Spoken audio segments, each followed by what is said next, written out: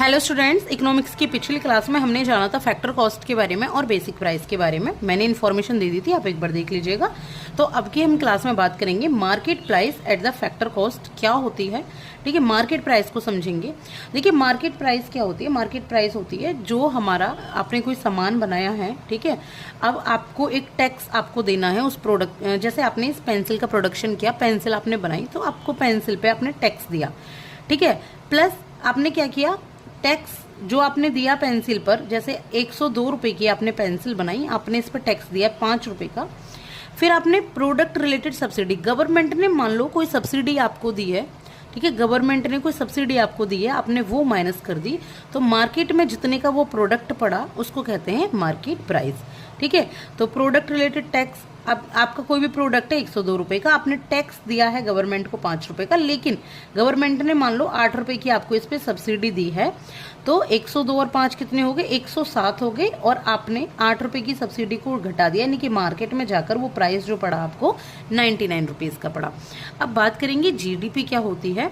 देखिए, जीडीपी होती है जो भी हमारी कंट्री में एक साल में जितने भी गुड्स और सर्विसेज प्रोड्यूस हुए हैं उनकी मनी वैल्यू, उनकी जो वैल्यू ऑफ मनी है। ऐसा नहीं है कि आपने सामान बना दिया वो स्टॉक में पड़ा है, जो भी सामान आपका बिक रहा है आपका स्टॉक में नहीं है बल्कि बिक रहा है एक साल में, उस पर कुछ ट्रांजैक्शन हो रही हैं, तो उसकी जो मनी वैल्यू है वो आपका जीडीपी कहलाती है।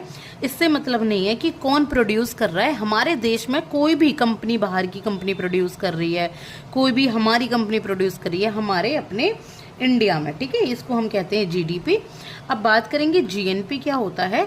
तो जीएनपी को पहले जीडीपी की तरह समझो कि जितनी भी टोटल हमारी कंट्री में प्रोड्यूस हो रहा है एक सामान, ठीक है, हमारी कंट्री में प्रोड्यूस हो रहा है, लेकिन वो हमारे ही देश के लोग प्रोड्यूस कर रहे हैं, हमारे देश के लोग, वो बाहर की कंट्री में भी प्रोड्यूस कर रहे हैं, लेकिन वो हैं हमारे देश के लोग, हम उसका फायदा उठा रहे हैं। जैसे अगर एक लड़की है माधुरी, वो परफॉर्म कर रही है जापान में और आबू धाबी में, और जापान में उसको इनकम हो रही है, लेकिन खर्च तो वो हमारे देश में करेगी, इनकम तो हमारे देश में आई, तो ये आपका जीडीपी जीएनपी होता है। जीएनपी में क्या होता है, आपकी एब्रोड से आने वाली इनकम प्लस हो जाती है।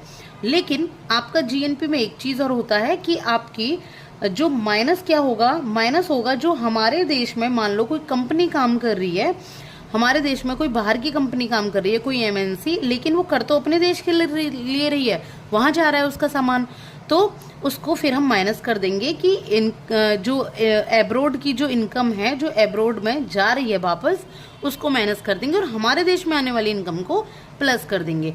तो ये होती है आपकी जीएनपी। जीडीपी